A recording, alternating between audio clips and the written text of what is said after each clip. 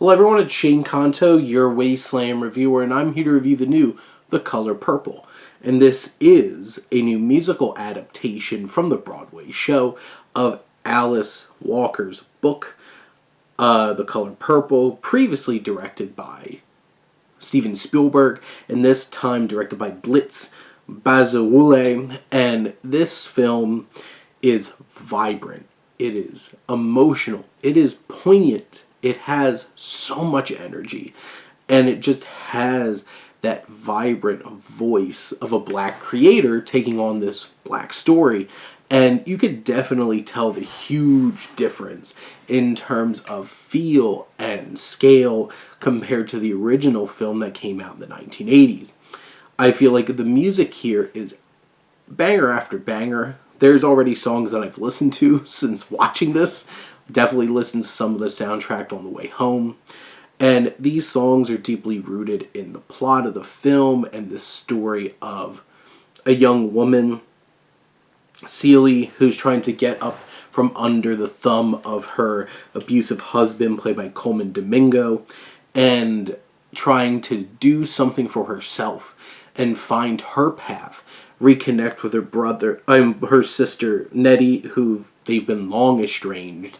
And just the music is so full with faith and this beauty about it, and it's so inspiring, the musical numbers in this film.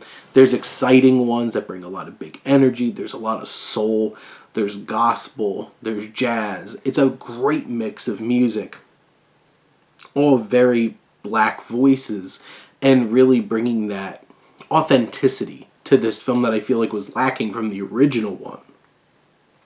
This story of decades-spanning tale of sisterhood and overcoming toxic relationships and abuse is such a powerful message, and it really comes to life in this film, especially on the wings of the soaring voices of its cast and these beautiful songs that they perform.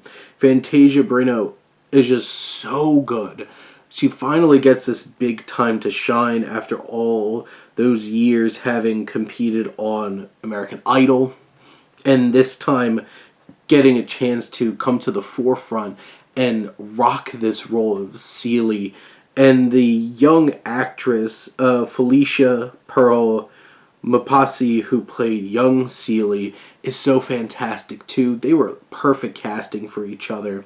You have Haley Bailey, who plays young Nettie, and Sierra, who plays an older Nettie, really rocking the vocal performances as well. There's one particular performance that got a giant ovation from my crowd at the theater that I saw this at, where Fantasia just absolutely kills it, and just draped in so much emotion and really anchoring the themes and ideas of the film. Colman Domingo is despicable as Mr. You have Taraji P. Henson and Danielle Brooks as Shug and Sophia, and they're great supporting turns. Danielle Brooks gets some real big, hilarious moments. Corey Hawkins is fun, and John Batiste. You have David Alan Grier, who's the Reverend Shug's father, and I really enjoyed his presence when he would pop up. And then, you have the likes of her and Louis Gossett Jr. and Ajanou Ellis Taylor, and just so many fantastic talents who come to this film and really deliver some impressive performances no matter how little screen time that they have. This is a 2-hour and 20-minute film, and I do think it suffers a little bit from like, hey, do we need every one of these musical numbers? But the musical numbers are so well done. The performances are so incredible. The emotion, the vibrancy of the cinematography and the costume design, the colors. It just feels like this film comes to life in the most meaningful way. Dan Lawson, who honestly should be getting an Oscar nomination for John Wick Chapter 4 this year, also does a fantastic job of shooting this film, bringing intimacy, bringing a very distinct look to the film, and just it all works in this beautiful, beautiful musical adaptation of this timeless story. And in the end, this is what it's all about, and having those feelings going to a theater and just being blown away.